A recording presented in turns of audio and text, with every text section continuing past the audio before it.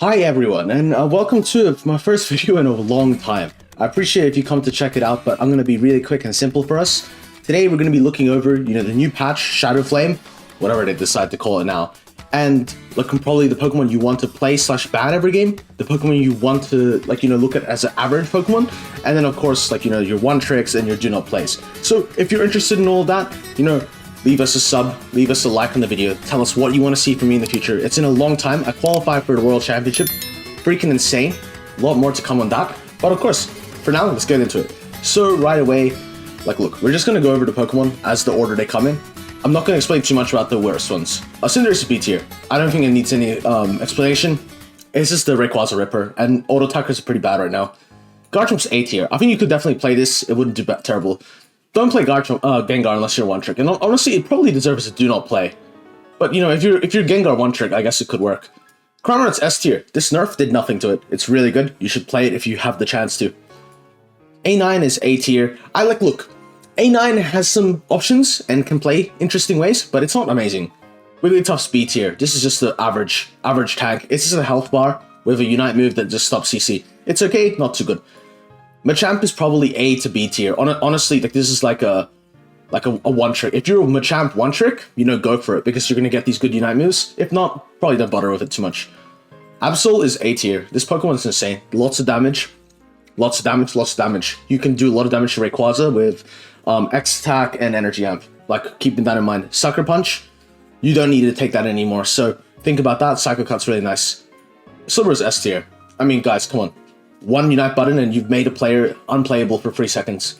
Mime is A tier. Lots of damage, lots of walls, disruption, and lots of stuns. Very nice. Good as a supportive pick. Venusaur is A tier.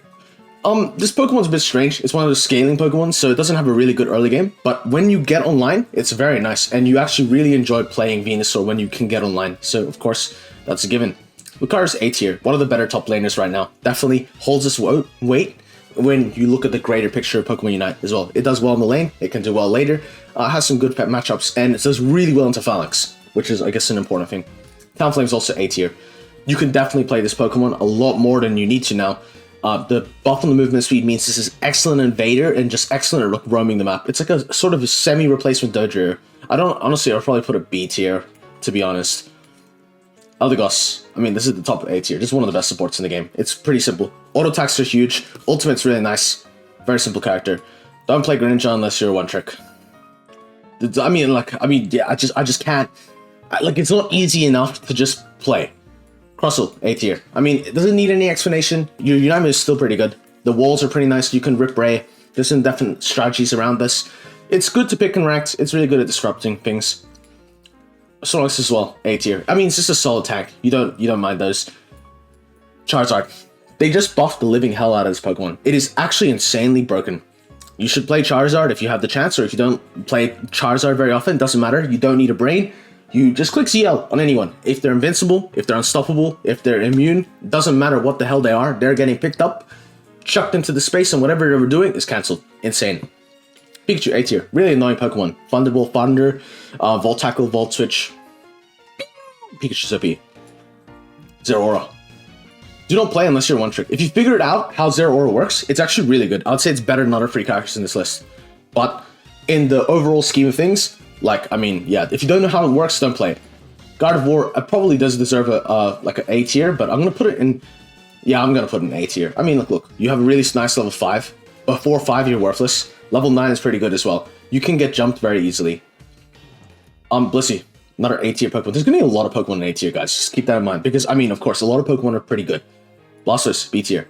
Blastoise is suffering right now. Just doesn't do enough damage. And so you can't play in damage rolls. And when you play this tank, there's some iffy moments. I think Mamoswine is the top of B tier. It's definitely a very good Pokemon when used correctly, but it's not amazing. Sylveon's S tier. This is God Pokemon. I can't explain how broken this is. Jump. Whee! You're immune to magic damage, basically, at that point. You get unlimited HP bar.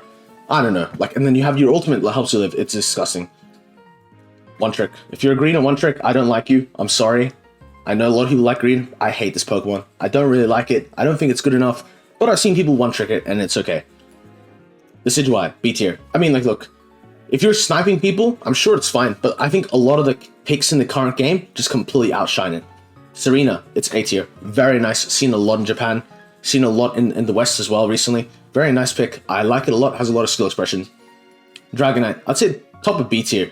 Right now, I think if you're relying on Dragonite, your idea is to rely on securing Rayquaza or like to do a lot of damage. It's good. It's a good Pokemon. Like the B tiers aren't like terrible, you know, but like it's not the best. Even with the Trevenant bug that was going around where you couldn't damage anything, I mean, Trevenant's still really nice. Really good Pokemon. Lots of stuns, lots of tankiness, really helps. I think Aegislash deserves a shout on A tier. It's good enough to stand with the best. It has some hard experiences. Okay, Hoopa. I mean, this is S tier, obviously. Enables like a whole different type of gameplay. I mean, if you play with a good Hoopa and you find coordination with the Hoopa, it is an incredibly oppressive pick. Definitely should play more. Duraldon. One Trick Gang. No, honestly, this is do not play. The character does not work. It doesn't work as intended. I can go on a whole other video about this, about Pokemon Unit's design, whatever. It doesn't do its job. Azumarill, top of B tier. It's, I mean, okay, like I'd say middle of B tier. It does its job. Has Whirlpool. It has Aqua Tail. It does a lot of damage if it's a solo encounter. Other times, it can have a bit of a tricky time actually like doing its job, and it can get beaten in 1v1s, which is awkward because you would expect to win those 1v1s and then you lose badly. Espeon, A tier. Like, I mean, this Pokemon is very self-explanatory. Click one button, run around. Click one button, run around. If they ever run on you, click the other button. I don't know how to explain it any easier. Really stronger now. Delphox, huge buffs, cooldown reductions, moves. I mean, you're going to see a lot more Delphox now being played. It's very good. Glaceon. I think, honestly, Glaceon now deserves a proper B tier rating. It's just not, I would say, as effective as countering the things that are currently in the game. Like, the speedsters are going to be played less, probably, and now you start getting to the point where, like, Glaceon's getting run out by things that don't die in one Icicle Shards. And when you play Icy Wind, you can have a very good game or you can have a very poor game. It's just really up to, like, how the game goes. Buzzwole is like a one trick now. Don't play Buzzwole if you don't know what you're doing. Like, you're gonna end up just dying off cooldown. But if you do, I think it's very, very powerful. Like it's one of those like Zero Aura type picks. I'm not trying to say this to be mean to Buzzwole or to say like, you know, people who play Buzzwole are bad. No, it's just like, if you're specialized Buzzwole, it's still gonna do really good. And the same thing as Zero Aura and Machamp. Probably not Gengar, Greninja, Greedent, but like, yeah, those three are a bit of an exception, right? These guys are gonna do good if you're good, and they're not gonna do as good if you're not good. T-Tar, it's just like, it's around the middle of the pack in B tier. Has good games. Where it can absolutely 1v9 and carry. It has some very terrible matchups as well. Its tenacity is actually so huge right now. I've been seeing a few posts about this. Just not getting stunned, not getting anything happen to it. Really good. Muse A tier. All-rounded, really powerful Pokemon. Very usable. Doduo is also A tier. And I'd say like near the top of A tier. Because Doduo basically remained unchanged. A little bit of damage removed from Tri-Attack because it was obnoxious. I would say it's S tier before this. But yeah, just putting it lightly. I really love Scissor right now, but like reality is B tier. Like Scissor has applications where I would say like I don't want to reveal my tactics just before the World Championship, but definitely I can see a lot of Scissor being played in good games. Has a lot of potential to do some interesting things. It's also not the best Pokemon in the game. Like it's just not going to be better than the contenders in top, and it's just definitely something to think about. I'd say right now I have Clefable in the top of B tier. Because of the buffs, it looks like pretty decent and playable, but in reality, it's just always going to be worse than those range supports, and it's level 4 gated, and you can have some really tricky things. Zoroark, for the first time probably forever, is going to go to B tier. I mean, like, honestly, it's probably still A tier, to be very fair. Losing invincibility on the illusion really hurts the Pokemon, but it doesn't actually, because, like, if you were using it for damage, you were just excelling. You were making it S tier. Now, you probably put it more in line A tier. You can still dodge unstoppable. You become unstoppable, right? So you can still dodge stuns, and that's really good. Sableye is like a one trick. Once again, guys, don't play the Pokemon if you don't know what you're doing. Sableye, used effectively, can be very disruptive, very damaging. If not used effectively, look, just don't play the fucking Pokemon. Excuse my swearing. Urshifu, Red. Urshifu Red actually got a huge buff. I think it's A tier. I mean, I don't want to explain it too much. It's very simple. Throw Punch got buffed. If you don't get invaded, Urshifu Red is very nice. Auto attacks are really cool. Cooldowns are really good.